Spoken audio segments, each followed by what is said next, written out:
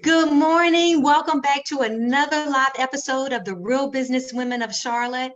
I'm LaShanda Millner, along with my partner, Dr. Christine Kozachuk. We are your host, and we are dedicated bi-weekly in bringing to you some leading women in business that are helping us, other women in business, to navigate this, what we call this entrepreneurial lifestyle, right? And so they do this by sharing their real stories, their real experiences, and expertise. So we, as the Real Business Women of Charlotte, we bring to you 20-minute real unscripted conversations around real challenges, business tips, lifestyle and balance, if you will. And we couldn't do this without our loyal listeners and our new listeners that chime in. So we do want to first say thank you for chiming in with us this morning. And for those of you that have pre-registered, you have allowed yourself to bring over some questions to our amazing guest today to become more impactful. I'm sure she can help you with your business and your entrepreneurial lifestyle. So again, you do have that advantage. So hint, hint, the next time, if you haven't done it this time, do pre-register so you can really be engaged in these real conversations. And again, thanks for joining. So let's get this moving this morning because I am so excited to bring to you our special guest, Rosemarie Desaro. Let me say that again, Rosemarie Desaro of New Jersey. And Ro is actually a, that's right. Ro is a leadership coach. She's a TEDx speaker. She's a 4-time best-selling author. She's a woman that has helped impact other women to become income producers, influencers, and she's been recognized in many ways through leadership awards of being results-oriented to her clients. But this is what I'm really excited about to have conversation with Ro this morning. She is the pioneer of Gutsy Gal. Gutsy Gal is a movement. It's a program where she's transformed us as women to think differently about our business, about our money, about our relationship. And listeners, you all know those are things that we as women hold very close to our hearts, right? So as you all see, we're bringing that trailblazer to you this morning. Ro, good morning. Christine, good morning. Good morning. Good morning. Happy to be here. Good, good. You look beautiful. I love that blue on you. Yes. Thank you, thank you, thank you. And I love what you women are doing, and real talk. It's what we need here today in this world. So I am honored to be a part of your movement. Thank you. Thank you. Thank you. And I know you have much to share with us this morning, but if I can, let me just start off with some fun facts about you. I mean, you've been in business for 40 years and you have successfully transformed women to take risks. So we know, we see it documented that you really do take your business seriously and you're really committed to your clients. But we want to know that other side of Ro, that says she's living her life to the fullest. Kind of let us know what that looks like. What living life to the fullest looks like? Yeah, for you, the real living fullest. Yeah.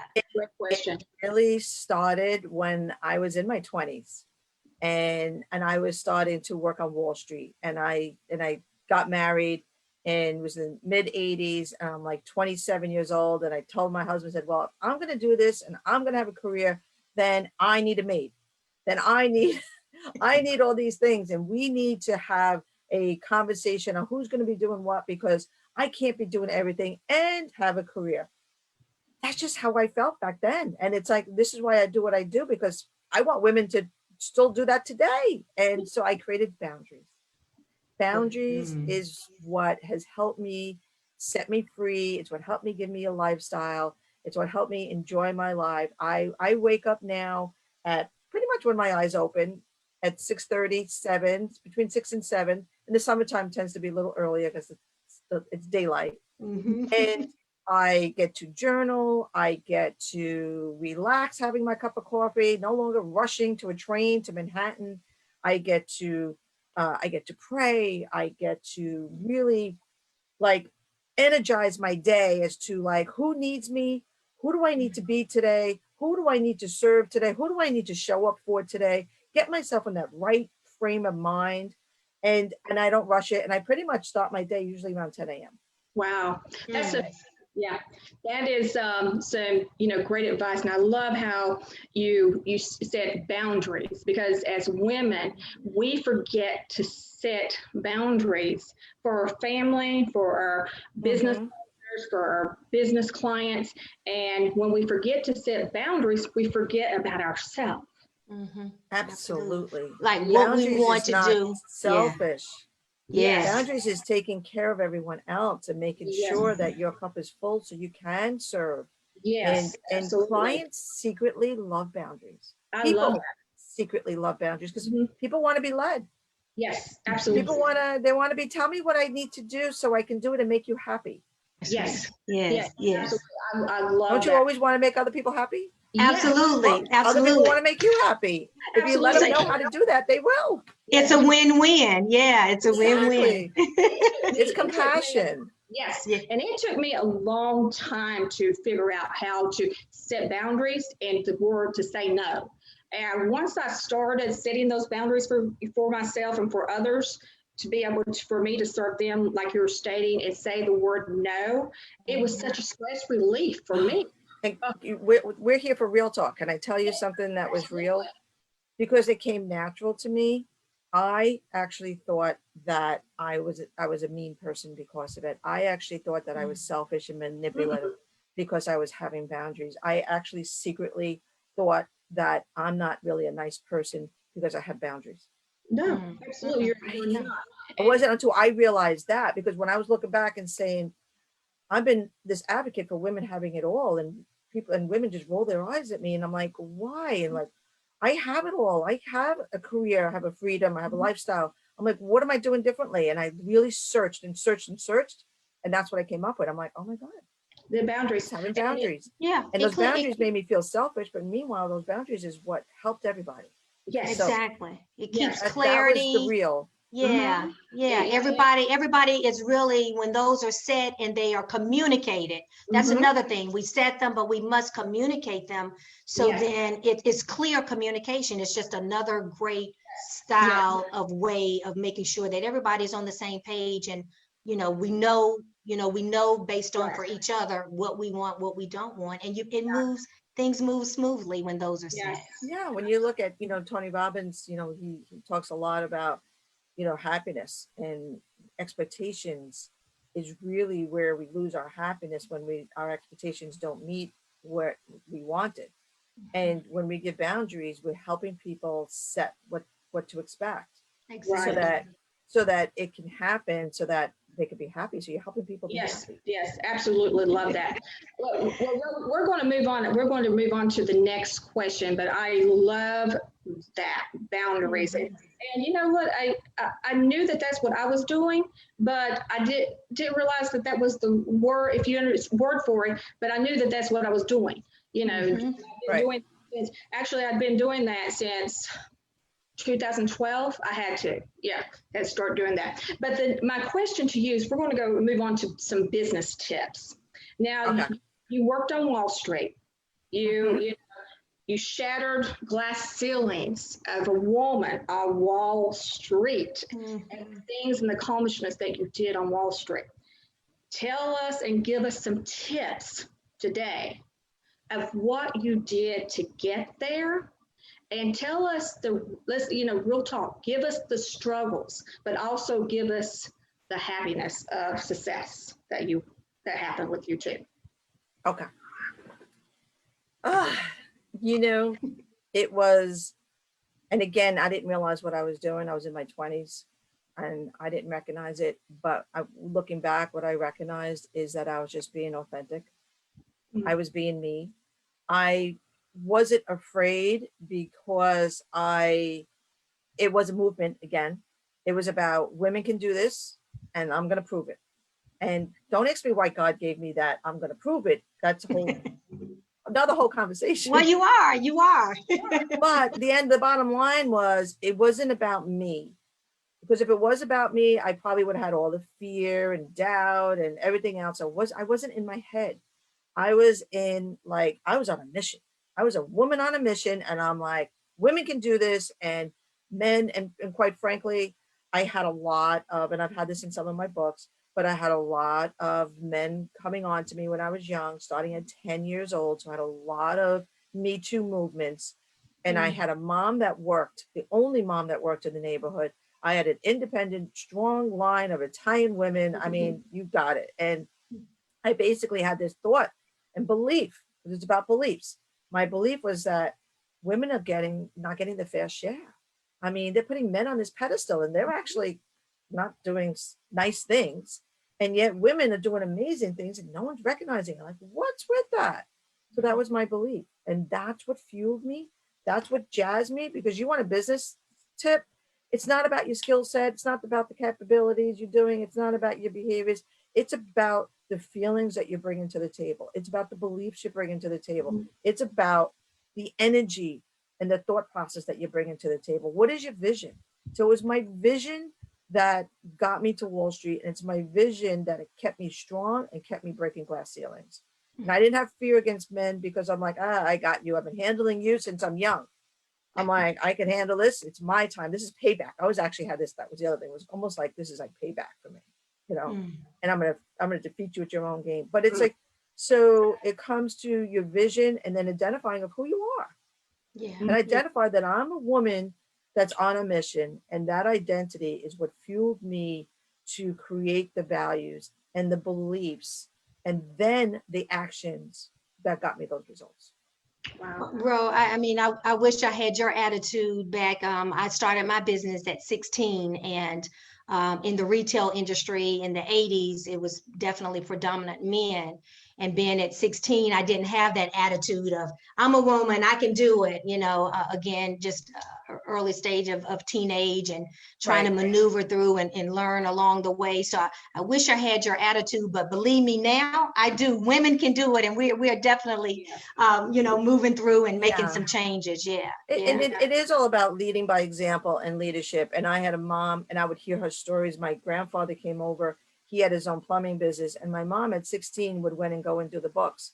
And she'd be like, Pop, like these men aren't paying you. I'm going to go.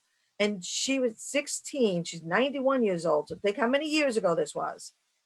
And she started calling up these men and saying, hey, you owe plumbing business, so and so and so. And they were like, this is your daughter. And they're like, and back then, men didn't know how to say no to a woman.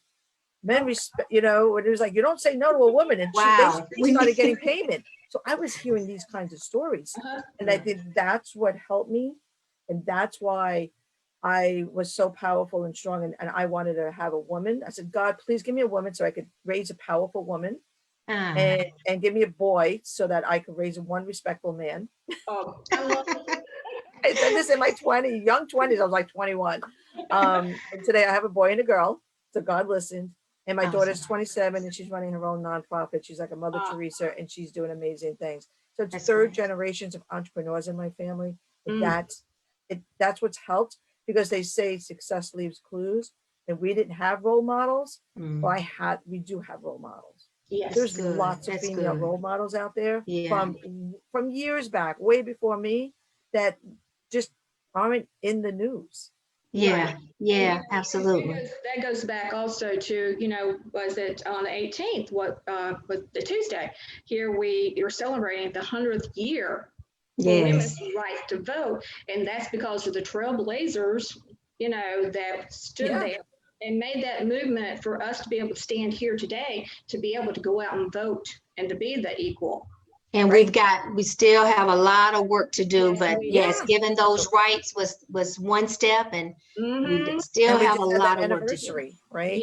But here's the real talk of this. Just because I had that back then doesn't mean I have it every day, and it doesn't mean I had it straight up arrow going all the way. When my biggest struggle was actually after the Wall Street ended, it kind of, you know, with the stock market crashing and all the mergers and acquisitions, going into entrepreneurship. I spent 10 years between trying to figure out entrepreneurship.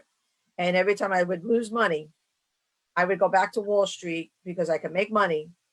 And then I would get myself, financially back secure. Then I'd be like, when Wall Street when then culture would piss me off because the men are making more money than me and all that kind of stuff, I'd go back to, I got to try this entrepreneurship thing again. And I went back and forth like that. It was a seesaw battle for almost 10 years. Yeah. Yeah, and see, this And is it wasn't until 9/11, being a survivor, that I said, you know what? I got to figure this thing out. yeah, Yeah. I got to figure this solopreneurship stuff out. Like, Yes. why can I be successful when I'm under an umbrella of a corporate name, and I can't be successful on my own? Mhm. Yeah, well, and that goes on. Sometimes we're still figuring it out, especially during these times like this. Things are changing, and a lot of us have had to pivot. So, Yes. but I see that you've got some things figured out. You know, you're starting out as a woman in business, or even at a young age, understanding, you know, what you want, values, your beliefs. So very Right. important. But one thing for sure, I think you're showing that you've got something figured out, because Ro, you are you're documented for, you've started a movement. You have, during your corporate times, you've created successful sales teams. You're currently been a director of a large women's networking organization. So if you will, I feel you've got some type of magic touch of keeping people engaged. I mean, you have followers, you're transforming lives through your expertise. What is the magic formula, if you will, of keeping people engaged and participating? What do you focus on in order to keep that going in all of the different endeavors you're involved in? I am focused on just being me. I'm focused on I am unapologetically allow myself and give myself permission to stand up and show where am I different? What makes me different? I have to give you an What you know, I'm not trying to fit myself into a box and worry Mhm. what other people are saying and doing that. I basically have recognized like what my gifts are, what the gap is, what's different. And I just, it's my own, it's my mission. My mission, my mission right now is to dismantle the masculine success system that we as women have inherited, and create Good a Lord. unity system, an independent system. Because what I found, what I realized, what was holding me back was that the emotional wall that I put up to protect me was the same wall that was tearing down my dream. Mm. So it was me recognizing that it's not about the skill set and the strategies and Right. me getting another 3 initials next to my name, and because I took this class, and Mhm. you know, more, I think more women like 60% more women graduated last year with degrees than men, and I'm like, we got to stop that. Mhm. Mm. Yeah. You know. And so it's it really is about me not being afraid to be vulnerable, not being afraid to be real, which is why I love this. That's why I have courageous conversations. Not being, I facilitate women's circles, and I am in the circle because a circle is a circle. There's nobody, no top, no bottom, no middle, nobody Love inside, it. nobody outside. There's no leader. We're all equal. Right. And one of the women, you know, what most women say when they get so much out of the circle is like one of the things they love is that I was part of the circle with them. Yes. That Yeah. I went down the shadow just as much as they go down the shadow, because we're human. Yes. Yeah. Yeah. We're human. Absolutely. So, And we can you learn, know, and we now learn from each other. Yeah, we we learn learn from from each each other. other. Mm-hmm. And basically my, you know, from the business success tip is that I've just found that I meet people where they're at. I Exactly. can't go out there and get on this platform and say, you need to be tap into your feminine power, and you need to be, because they'll look at me like, no, no, no, no, no. I'm trying to run a business here. Feminine power to me is weak. You know, that, and because everybody has their beliefs. So I meet people where they're at,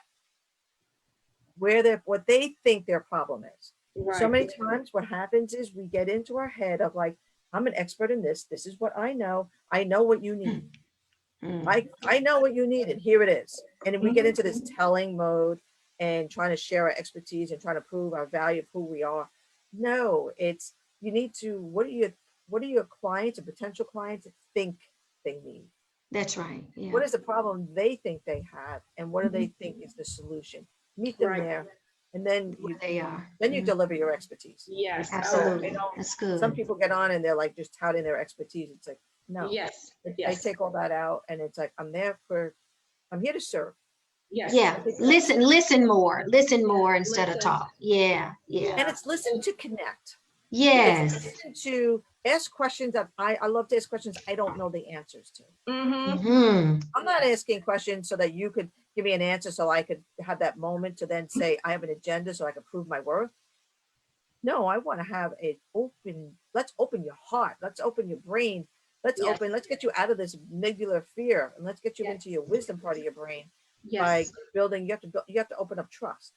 Absolutely. So listening to Yeah. connect, And I think with a lot of listening people, and yeah, yeah. not bringing an agenda and not being afraid to ask questions you don't know the answers to and Yeah, let's see where it lands.